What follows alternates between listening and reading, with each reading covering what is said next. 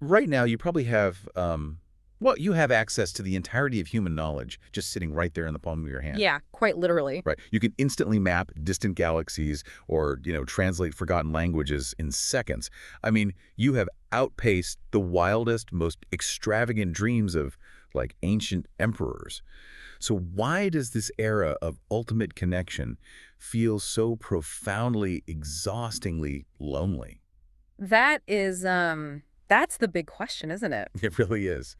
You are likely suffering from a spiritual fragmentation that two completely disconnected ancient civilizations warned us about millennia ago. It's the defining paradox of the modern age, really. We built this massive infrastructure to, I guess, eliminate uncertainty and discomfort. We assumed that omniscience, knowing everything, would just automatically bring us peace. Right, like if we just had enough data, we'd be fine. Exactly. But instead, we are basically floating in a void of our own making. We're overfed on data, but completely starving for meaning. And that feeling of starvation, that's the starting point for our deep dive today. We're going to unpack a really fascinating meditation from a collection called The Tao of Fred. Specifically, there's this essay titled The Fifth World, Navigating the Intersection of Ancient Wisdom. It's a fantastic piece. It really is. We're looking at the striking parallels between the Hopi prophecy of the four worlds and the Hindu concept of the Yugas. We really want to see what these traditions say about the current state of humanity, how they align, where they differ, and ultimately how they might point us toward the quiet, unshakable solace of the Tao.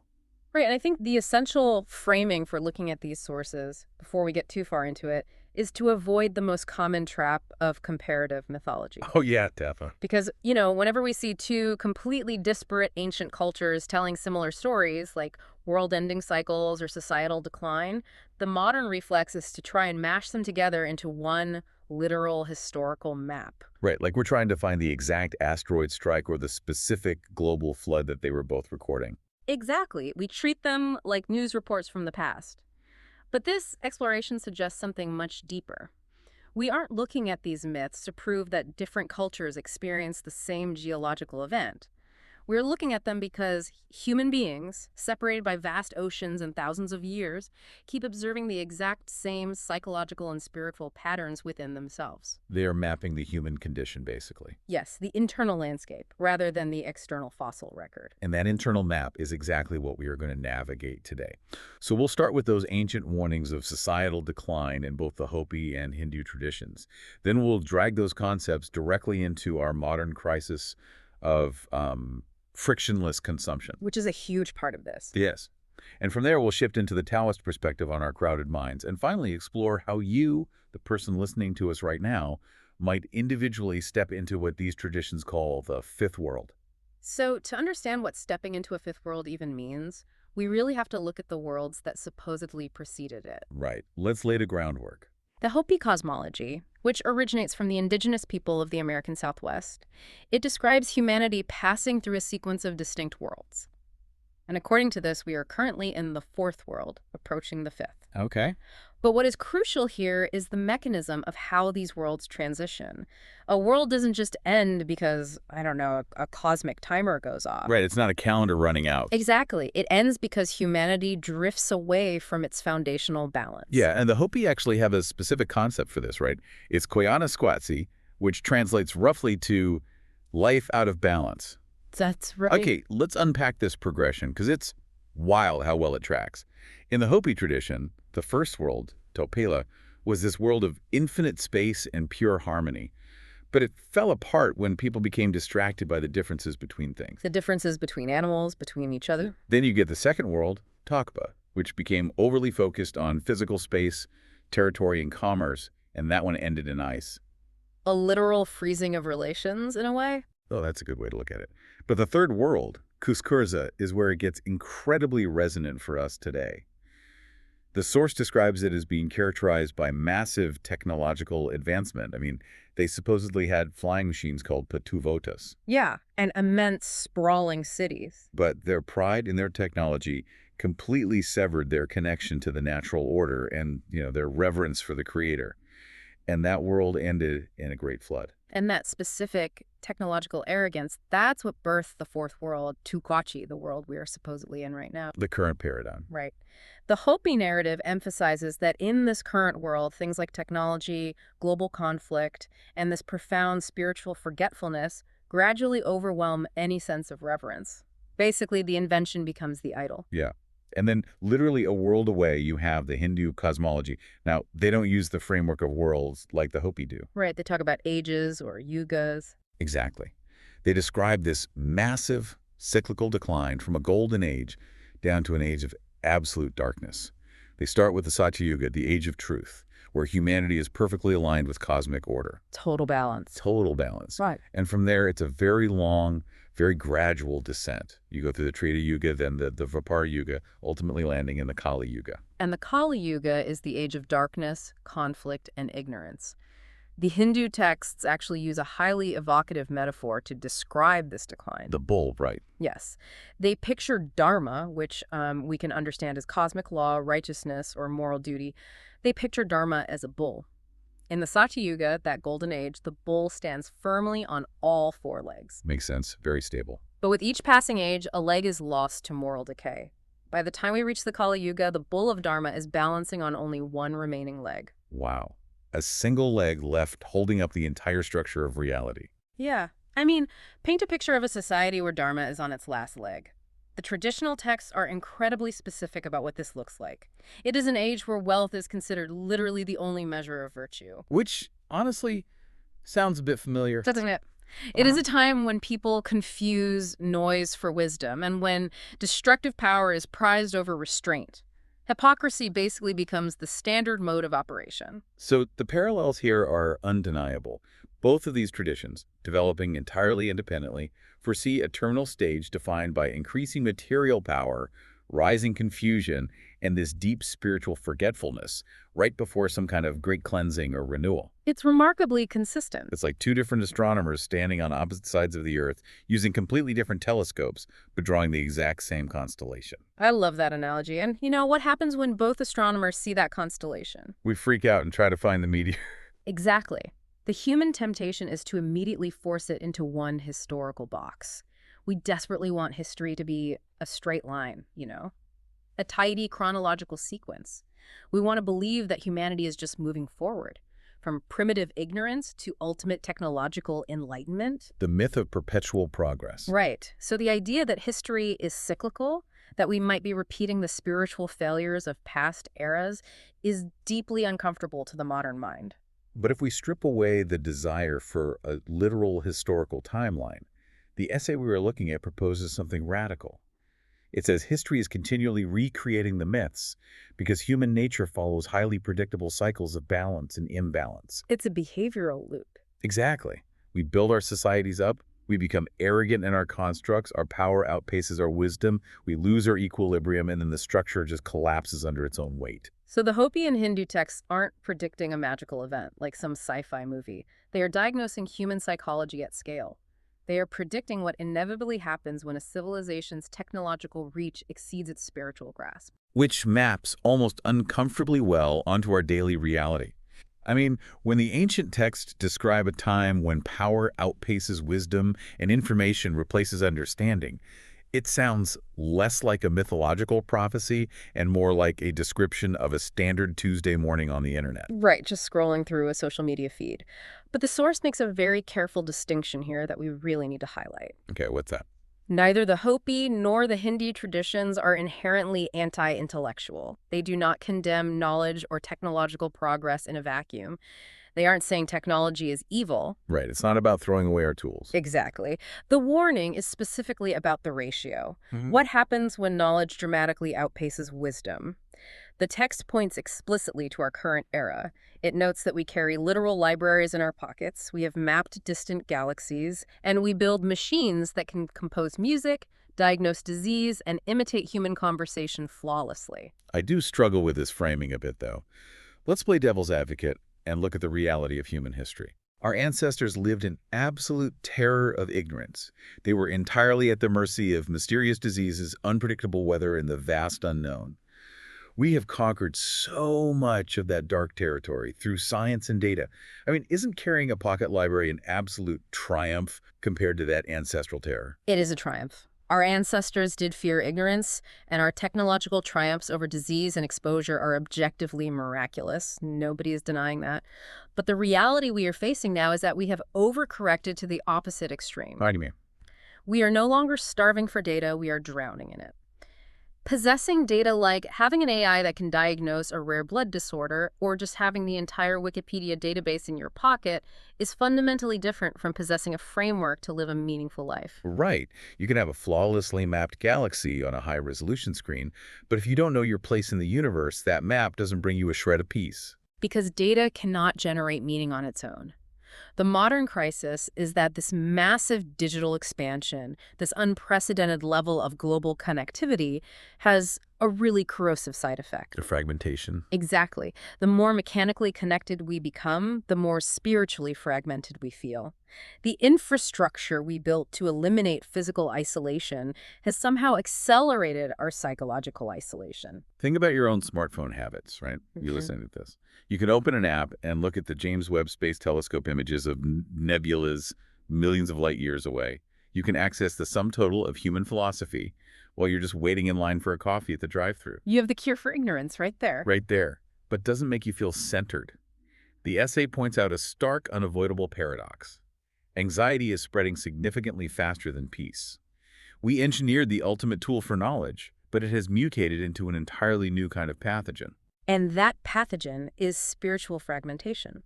We built this incredibly robust infrastructure of infinite information under the assumption that if we just knew enough, if we could just model every single variable, we would finally be safe and happy. The ultimate control. Yes. But the acquisition of all this data didn't result in satisfaction. This surplus of information doesn't just sit there inertly. It creates an active symptom. It creates a new, unquenchable kind of appetite. And here's where it gets really interesting. The essay argues that the defining characteristic of our age isn't our artificial intelligence or our global supply chains or anything like that. The defining characteristic is our appetite, the hunger that never ends. We have engineered a world of completely frictionless consumption. I mean, entertainment is infinite. Distraction isn't something you even have to seek out anymore. It is ambient. It's in the air like oxygen. It's everywhere. If you want to watch any film ever made, it takes 2 clicks. If you want any type of food delivered to your door, it takes 3 clicks. If you want a perfectly curated echo chamber to validate your exact political opinions, the algorithm will generate it for you instantly. It is astonishingly efficient. But the mechanism here is deeply flawed. It's like drinking salt water when you are dehydrated. That's a brutal comparison, but so accurate. Right. The mechanism of drinking is incredibly efficient. The water goes right down. It feels like you are doing the exact thing that will save you. But the substance itself actually accelerates the cellular dehydration. You are literally speeding up the process of dying of thirst by trying to cure it with the wrong liquid. And the hunger the text is talking about isn't physical, obviously, and it isn't even a hunger for traditional success. It's that no sooner is one desire fulfilled than another immediately appears to take its place. The baseline level of dopamine required just to feel normal keeps rising. Yeah, you see that everywhere. What we are actually experiencing is a fundamental hunger for meaning, disguised as a hunger for content. And how do we try to feed that hunger for meaning? We consume more content. We search out self-improvement podcasts. We adopt new diet philosophies. We jump into wellness retreats, cold plunges, biohacking protocols. We ask artificial intelligence to optimize our daily routines. Exactly. We are frantically hoping that just one more piece of data, one more life hack, will finally quiet the ache in the back of our minds. We are basically trying to solve a spiritual deficit with a mechanical surplus. We assume that if we just optimize the machinery of our lives enough, the homesickness will fade. But what is so fascinating is how universal this specific ache is and how these different traditions identify it. Oh yeah, the essay brings this all together beautifully. The Hopi describe this exact feeling of lost meaning as forgetting our original instructions. Forgetting our original instructions. Man, that perfectly captures the feeling that we were supposed to be doing something important, but we threw away the manual and just got distracted by the machinery. And the Hindu sages would look at that exact same modern exhaustion, the frantic scrolling and the endless consumption, and they would call it losing dharma. The cosmic balance is lost. The bull is teetering on one leg. Right. The Taoists, on the other hand, would look at the situation and observe that we have simply wandered away from the Tao. It's the exact same fundamental human ache, the same universal homesickness, just articulated through different cultural vocabularies. When you look at the multi-billion-dollar modern wellness and self-improvement industry through this lens, the whole picture shifts. Completely. So much of our productivity culture and our obsession with optimization is just a symptom of this homesickness. It's a frantic, exhausting search for a cure to an ailment we absolutely refuse to properly diagnose. We just keep reaching for the salt water. But if the salt water only makes us thirstier, and if swiping, scrolling, and optimizing isn't the cure, how do we find our way back to the original instructions? How do we reestablish Dharma? That's the million-dollar question. And this is where the essay pivots significantly, and where the profound, quiet comfort of Taoism enters the framework to offer something very different than the Hopi or Hindu perspectives. Yeah, because a lot of mythological systems carry a heavy, almost crushing sense of doom regarding these later stages. I mean, when you read about the Kali Yuga or the destructive end of the Hopi Fourth World, there's an overarching belief that a golden age has been irrevocably lost. Right. The ship has sailed, the decay is inevitable, and we are all just waiting for the collapse. But Taoism offers a uniquely beautiful consolation. Taoism asserts that the Tao, the fundamental, unnameable flow of reality, has not disappeared. It hasn't abandoned us. We have simply become noisy. The essay uses a deeply grounding piece of poetic imagery here. The river still flows beneath the city, the stars still turn above the skyscrapers. The mystery hasn't retreated. Our attention has. I love that. Let's examine the mechanics of how our attention retreated, though, because the essay connects this Taoist idea directly to the concept of epiphatic theology. Yes. This is a crucial intellectual mechanism to understand. Apophatic theology, which is derived from the Greek word apophasis, meaning to say no or to deny, is the theology of negation. Okay, break that down for us. Well, it is contrasted with cataphatic theology, which is positive theology. Cataphatic theology tries to define the divine or the ultimate reality by what it is. God is good, God is light, God is a father. It builds conceptual objects. Give something to hold on to. Exactly. But apophatic theology argues that the ultimate reality is so entirely beyond human comprehension that defining it actually reduces it. You can only define it by what it is not. It is not finite. It is not graspable. And the human brain evolved to grasp objects. We understand tools, we understand predators, we understand food. When we try to think about ultimate meaning, the Tao or the divine, our brain automatically tries to treat it like another object. Which is where we run into trouble. Big time. Because when you treat the infinite like an object, you reduce it to a dogma. Cataphatic theology builds these conceptual objects, and apophatic theology sweeps them away. Think of it like focusing a camera lens on a window. If there is a smudge on the glass representing our dogmas, our rigid ideologies, our absolute certainties, the camera will autofocus on that smudge. Oh, that's a great visual. Right. And the harder it focuses on the smudge, the blurrier and more obscured the magnificent landscape behind the window becomes. Apophatic theology is basically the practice of consciously blurring out the smudge so you can perceive the vastness beyond it. Every idol, every rigid political ideology, every absolute certainty we fiercely cling to on the internet eventually becomes the smudge that obscures the very mystery it is trying to describe. The Tao hasn't left the room. God hasn't retreated. We have just completely crowded our field of vision with our own loud ideas and concepts. And the comfort here is profound. The text explicitly points out that the Tao cannot be improved by our technology. You cannot build an algorithm capable of capturing or optimizing the Tao. No matter how hard Silicon Valley tries. Exactly. But equally important, the Tao cannot be damaged by our confusion. It cannot be broken by our political polarization. It simply is. It remains entirely untouched by the chaos of the Kali Yuga. So if the mystery is still there, just flowing beneath the noise, the cure for our modern fragmentation isn't generating more certainty. We're culturally addicted to certainty. We want the algorithm to tell us exactly what to buy, what to eat, and who to hate. But the cure isn't more data. The cure is deeper listening. And deeper listening requires stripping away the noise rather than adding a new frequency to the broadcast. It requires the apophatic practice of letting go of the conceptual objects we use to comfort ourselves. And this brings us to a severe paradox. Yeah. Because if the cure is deeper listening, if it's about tuning into the silence that is already there, then we need to fundamentally rethink how we interact with these ancient warnings. We have to completely rewire our approach to prophecy. We do. Because the way the modern internet consumes prophecy is the exact opposite of deep listening, is pure noise generation. Oh, absolutely. The internet has a deep, almost pathological obsession with apocalyptic literalism. The essay calls out this online obsession specifically, noting how people fixate on Hopi prophecies regarding blue stars appearing in the sky, impending Earth changes, polar shifts, and global catastrophes. We love to build countdowns. You really do. Let's interrogate why the human mind loves a countdown. I mean, if there is a massive storm coming, we want to look at the radar. We want a specific date circled in red on the calendar so we can stockpile water, buy a generator, or move to a bunker.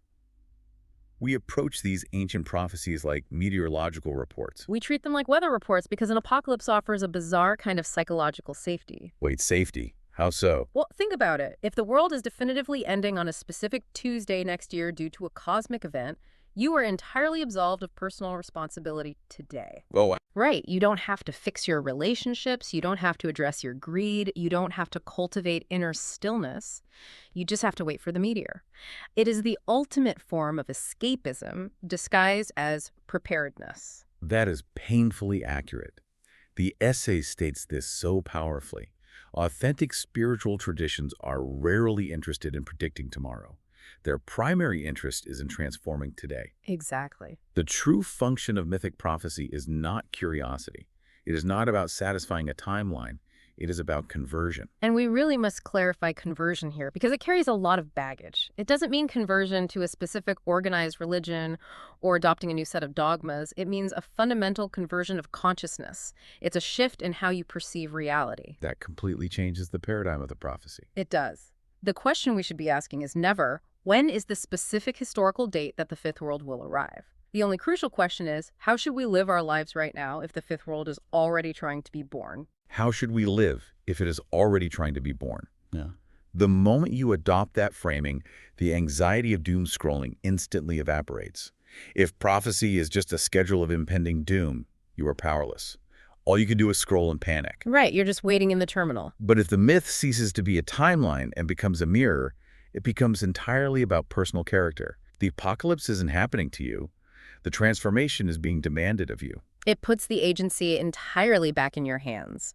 It removes you from the role of a passive spectator watching a civilization burn and gives you an active, immediate invitation to change your daily operations. Okay, so if the fifth world isn't a global geographical event that happens to the entire human race simultaneously, what is it? And who is already living there? Because this essay moves from the abstract into the incredibly practical. It does. The fifth world is entered individually, not collectively. It is an internal spiritual threshold. And the author explicitly notes that there are individuals who are already inhabiting the fifth world right now, walking around right in the middle of the noise and chaos of the current fourth world. I want you, listening, to picture the people in your life as we describe this. Because the source provides a very specific behavioral profile of a fifth world inhabitant. It notes that they carry an unusual stillness. They seem strangely immune to the frantic, dopamine-driven pace that consumes everyone else. What is deeply compelling about the text's description is how it relies on a list of behavioral paradoxes. These individuals are fully engaged with life, but they are not consumed by it. They possess ambition without greed, they have knowledge without arrogance, they hold conviction without violence, they experience joy without possession. Those paradoxes sound poetic, but they are phenomenally difficult to embody. Very difficult. Let's look at the underlying mechanisms of these traits. Take ambition without greed. In a Kali Yuga mindset, ambition and greed are neurologically fused. They're practically synonyms in our culture. Right. The fourth world operates on zero-sum games. If I want to climb, I have to step on you.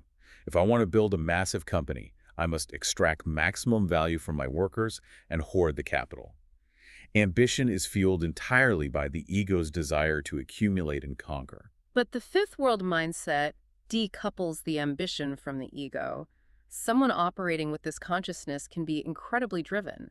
They might want to cure a disease, build a revolutionary piece of software, or create a masterpiece.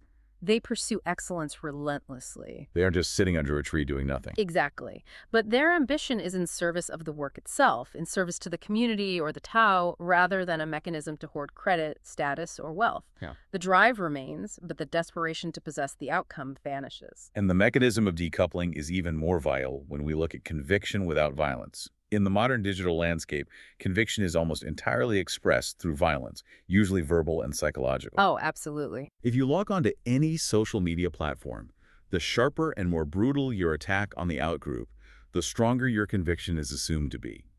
The Kali Yuga mindset fuses a person's identity with their ideology. Therefore, if you question their idea, they experience it as a threat to their actual survival, and they respond with violence. The fifth world inhabitant has completely decoupled their core identity from their passing opinions. They hold a deep, unshakable moral center. They know what is right. But because their ego is not tied to proving you wrong, they don't need to destroy you to validate their stance. That's a huge distinction. It is. They can maintain absolute moral clarity while exhibiting profound compassion for the person disagreeing with them. That is the essence of conviction without violence. And knowledge without arrogance. We noted earlier that we carry libraries in our pockets. The fourth world is filled with individuals who confuse access to trivia with possession of truth. They use data as a bludgeon to prove their superiority. Exactly. But a person living in the fifth world might possess immense expertise, yet they maintain the humility of apophatic theology.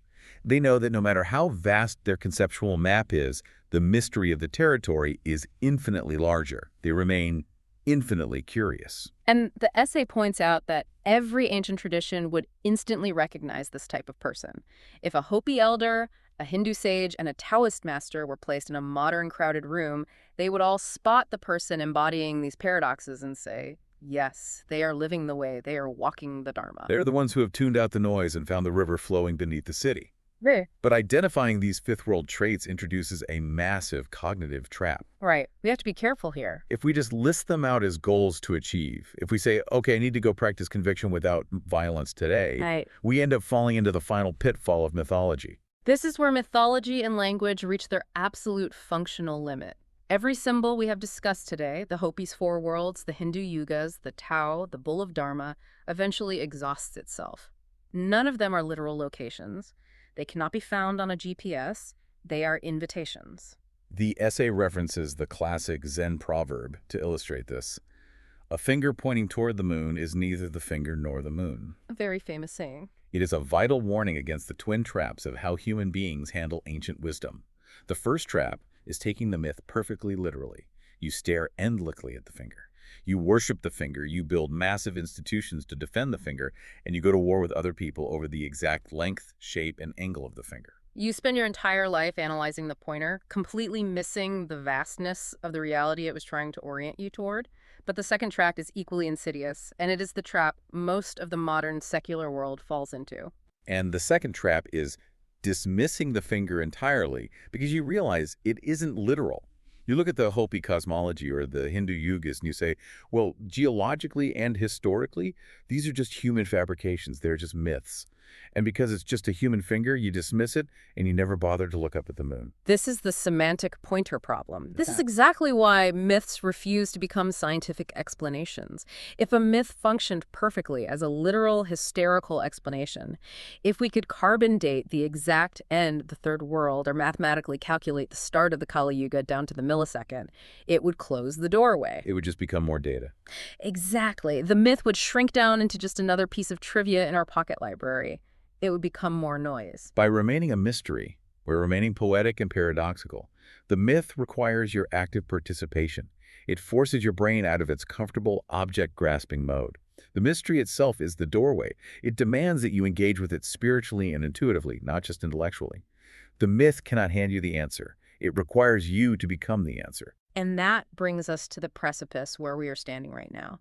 As a global civilization, and as individuals attempting to navigate this era, we are standing squarely in front of that doorway, the threshold between the fourth and fifth worlds. It is a staggering threshold, honestly. Look at the converging crises we are staring down. The reality of a changing climate and ecological destabilization. artificial intelligence fundamentally upending our understanding of reality, truth, and human utility. Severe, venomous, political polarization fracturing societies. And humming beneath all of that, a profound, pervasive loneliness and the total collapse of shared meaning. It feels like the weight of the world is bearing down on this specific generation. But the author's conclusion regarding these crises is remarkably liberating.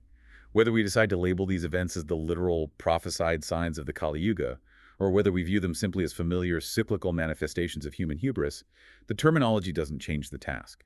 The perennial question that humanity keeps being forced to answer remains the same. What does it mean to live well when the world around you appears to have completely lost its center? What does it mean to live well when the world has lost its center? The hardest truth to swallow from this deep dive is that no mythology, no breakdown, no elder, and no algorithm can answer that question for you. They cannot do the heavy lifting of transformation.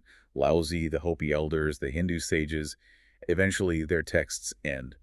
They all fall silent. All they can ever do is point. The crossing of the threshold belongs entirely to you. You cannot be handed a new perception of reality. You must live your way into it. Which leaves us with a final, vital mechanism to consider. If the doorway into the fifth world can only be opened internally, if it cannot be forced open by better arguments, more historical data, or an optimized morning routine, well, what if our perspective on the modern crisis is completely backward? What if the darkness, the endless noise, the spiritual fragmentation, and the crushing tension of our current age aren't just terrible obstacles to be escaped or medicated away? What if learning to sit comfortably with that exact excruciating tension is the very friction required to spark that internal transformation? The friction is the fire. Sitting with the tension instead of trying to swipe it away. The next time you find yourself on that couch, the glow of the phone illuminating your face, feeling that low-grade hum of anxiety and spiritual fragmentation creeping in, maybe the answer isn't to frantically search for a better article, a new philosophy, or a different distraction. Maybe the answer is to finally put down the pocket library, stop demanding certainty from the noise, and just listen for the river flowing beneath the city. You have the original instructions. It's time to stop looking at the finger and look up at the moon.